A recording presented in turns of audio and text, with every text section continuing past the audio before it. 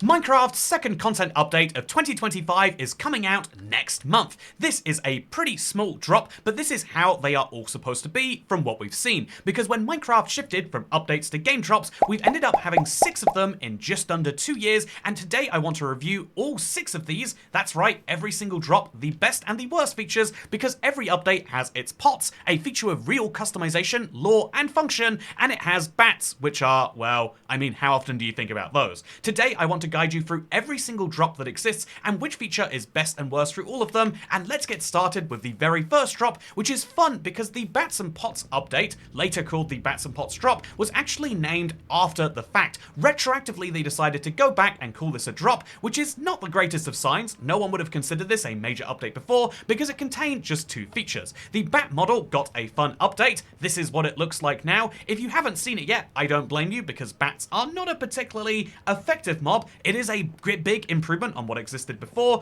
but it is just a nice upgrade in that way, whereas the pots are the second part of this update, and they are really fun because you can use a pot to store upwards of a stack of items. This huge upgrade was not just useful for making the last update, Tales and Trails, even better, but it even allowed them to make the Tricky Trials update, which had trial chambers, extra effective because they could use these as part of them. This extra pots update is why it's the best feature in this update. However, as far as game drops are concerned, they actually started to get good around Armoured Paws. Armoured Paws is the first game drop that is widely known by the community, and it was released by Mojang before 1.21, allowing us to play around with the mob vote winner, the Armadillo. The Armadillo is a very cute mob. I mean, what's not to love about it? They even drop these little scutes on the which you can use, and if you use a brush on them, you can get more of these. Get 7 scutes together, and you can craft yourself one of these. Actually 6 as it turns out, and if you get yourself some wolf armor, then you're able to not just put this on a wolf, but you can color it first.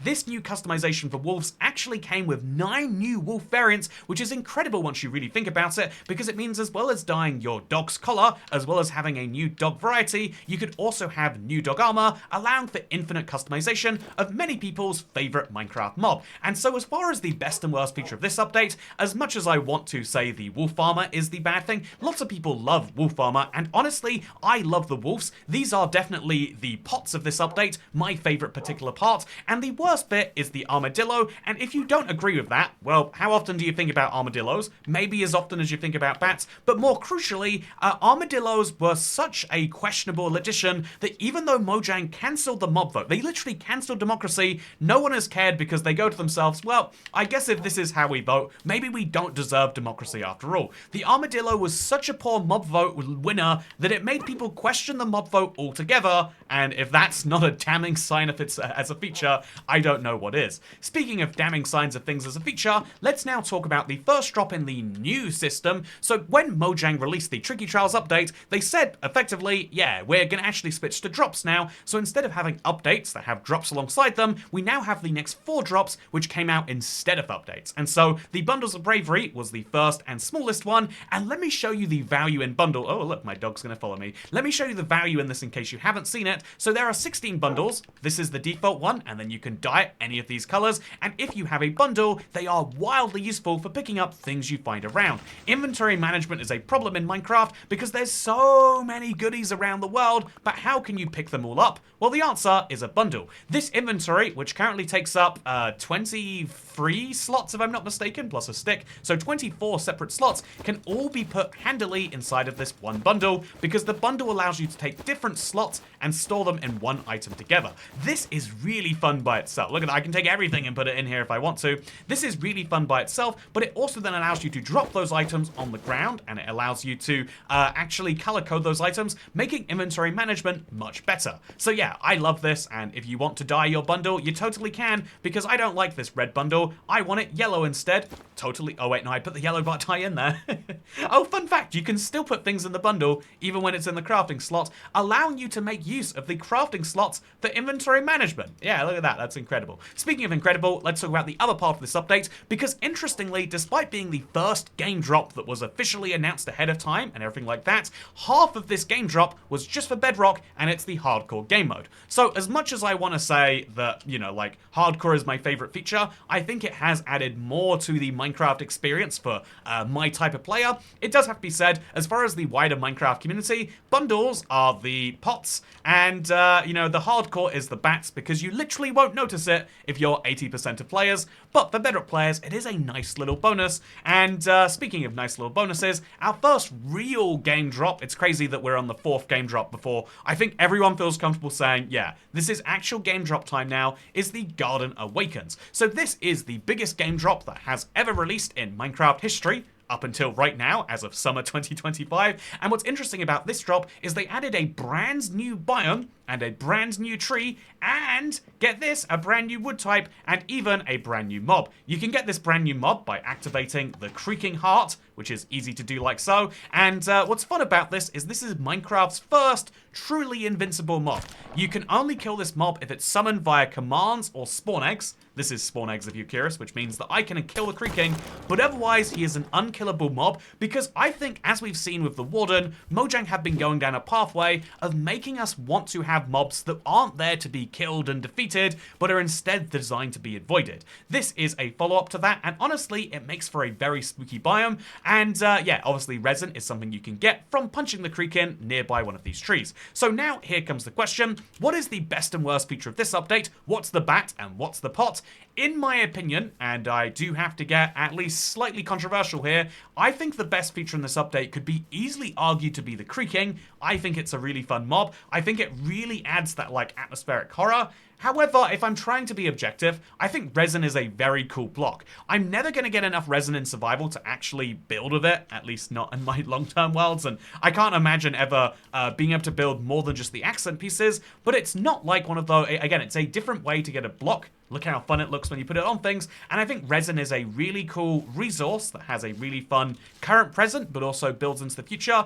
But the worst feature has to be these, the pale oak trees. They literally, maybe this was the vibe they're going for. To this day, I think it's arguable that maybe I'm just, you know, like stuck in the past, but just using the dark oak tree and retexturing it is something that to me feels like a bat, much more than it feels like a pot, which is why I think the Garden Awakens is the best drop we've seen so far, despite some of the hate it received at the time. I love new biomes, I love new mobs, I love a new block set, as much as the next person, but the best update in terms of no one disliking features has to be the Spring to Life drop. So the Spring to Life drop, which was named very close to its release, you might know it as just the Spring Drop, actually contains quite a few fun features. The first of which is dry grass. If you go into a desert now, you'll notice there is dry grass everywhere. As well as, oh, do you also notice cactus flowers? Yes, you do, because the desert's got a huge update, and it's not just deserts. You'll also see a swamp update, because there's the firefly bush, and even... What is this, by the way? Why is there a shadow here? Oh, it's something from up there. That is very confusing. Anyway, so I'm going to pretend I didn't see that horrific shadow of nothing, and I'm going to instead say that they also added mob biome variants for pigs, cows, and chickens. They added new eggs, and they updated the textures of all of the spawn eggs, which is my favorite little change. If I'm being like, you know, if you're in creative and you're looking for spawn eggs, now you'll never worry about what a spawn egg is. You can see purely visually. I actually tested this to see how many of the old spawn eggs I could name versus the new ones, and I think my scores were like 23 of the old spawn eggs I could name by sight, and I can name almost all of the new ones, which is great. They also updated the cartographer, and before we go and name the best and worst feature of this update, I've got to say the worst feature is really easy, because you might not have noticed that I missed it out. The only feature I haven't got into yet is the Wandering Trader and the Bush, and these are both the best and the worst feature, because the Bush has contributed to Minecraft's growing problem. On Java it's been around for a while, but on Bedrock they decided to triple down on it, clutter in the Minecraft world. It used to be you could find a nice plains biome and start building on it immediately, but now you have to clear all of the grass, all of the shrubs, and all of the bushes as well. No one wants to do this. The bush has no value aesthetically, at least to me. It just adds the tiniest bit of variety, and in exchange, your world is now filled with clutter. I hate this guy so much, and I didn't think it was possible to hate it, but you better believe I do. At least the firefly bush has these wonderful noises, but you know what doesn't have wonderful noises? The Wandering Trader, because he is my pot for this update. Here's the reason why. Honestly, I thought that it was just a super flat feature, and I thought, like, yeah, being able to sell things to the Wandering Trader is kind of a selfish desire if we really think about it, right? Because it's only really going to be used by super flat or challenge players. However, if you'll hear me out here, I was playing recently in a Vibrant Visuals world because I was doing my tested series in that, if you're curious, and while I was doing about 5 hours of Minecraft play, I multiple times thought to myself, oh, if I have pay bales, the Wandering Trader will buy them from me at a much better deal than elsewhere. The same is true for fermented spider eyes, which are really easy to get. Now the Wandering Trader is not a burden to a regular world, but he's actually a potential source of emeralds, which means you're more likely to look at his trades, and so the Wandering Trader has gone from being, oh, that guy, I guess I get 2 leads, to being, oh, that guy, I'm gonna get some emeralds, which are useful for the majority of players. I love this a lot. I love it much more than leaf litter. I love it much more than brown eggs and the new mob variants. And I know that some people are going to disagree with that, but I will have to say, by the way, I didn't mention the bundle crafting recipe. It's string and leather. I didn't mention the fact that you can also use your leather right here to, you can get new sources of leather because of the new cows. But then, interestingly, Minecraft have tripled or quadrupled down, depending on how you want to see it, onto leather in 1.21.90. This is the summer drop, and its official name isn't out there yet, but call it the Saddles and Happy Ghast update for now. And what's interesting about this is they've done a few different things that I think many people forget. So the first of these is improved lead interactions with mobs. It is crafted in a different way now. No longer is a slime ball required. How does this... okay, there we go. This is the new crafting recipe, which will work as of 1.21.90. We're recording this before it's come out with all of the features, but they have been feature complete, which is why we're comfortable making this video. And they also have introduced vibrant visuals. This is a huge change. If you just go to your settings, you go to video, you go to fancy, there is now vibrant, which is the layer up above. The rest of this video will look so much fancier than fancy because look at this, it's nuts. They also added the dry ghast, which you can wet to make a ghastling, and eventually even the happy ghast, which is the flagship feature in this update. There are 16 colors of ghast harness that you can use to tame this guy right here.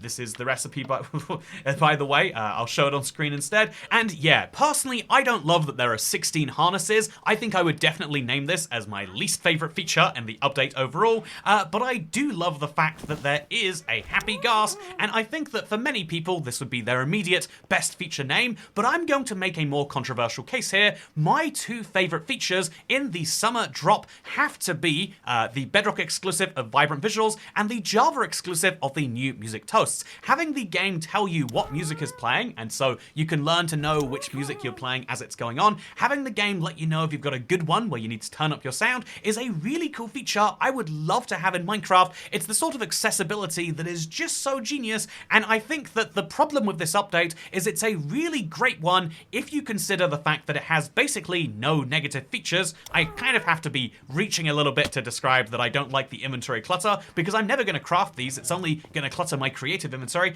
I think that this is the best drop so far if we consider the total sum of its parts. However, I would then say that it's quite a different update between Bedrock and Java, and so can we fairly consider this all as one? Indeed, even by choosing to talk about this game drop, and specifically choosing to refer to these features, which are Bedrock only and Java only, I am sort of getting away from what the point of a game drop is, because it's meant to be features which come out at the same time between Java and Bedrock. Java has its own separate bug fixing update, Bedrock has its own separate content updates that add things like superflats, and so this game drop can't really be considered in that way. And if that is to be true, then I'm going to say the best feature, if we're going to have to name a POTS in this way, I'm going to name the new saddle recipe, because I think that years from now, the feature we will look back on and say, wow, I can't believe we never had that, will be craftable saddles. There will be this weird 15-ish year period of Minecraft history, I guess actually 16 years at this point, there will be this 16-year period of Minecraft history where you almost won't be able to believe that people didn't have saddles. It's like learning that people didn't used to believe that germs were real, and so surgeons wouldn't wash their hands between patients because they thought that blood could actually help with the infections. You're like, whoa, whoa, whoa, there's no way that's real. You made that up for a story. But yeah, there are entire updates from Minecraft's past. Some of the most significant, the horse update and the Never update come to mind. The horse and the strider are much more usable because you can get a saddle without having to get rare loot now. Something which previously just didn't didn't make sense to a large part of the community has finally been listened to by Mojang, and I think the long-term ramifications are huge, which is why the summer, to come back to our titular question here, is the summer drop the best game drop yet? I think that genuinely, looking back, it will be considered one of the most significant, and if we do think about vibrant visuals as being included, then of course, this is by far the best game drop. Speaking of game drop, this entire world with the beautiful cubes of each of the drops was actually made by This Is Chris. Thank you to him. Make sure you to subscribe if you want to see more of these videos daily on your homepage, and you know there's only one way that I can end this video, because if it's a video about game drops, then I guess, well, I've got to. Thank you, and goodbye.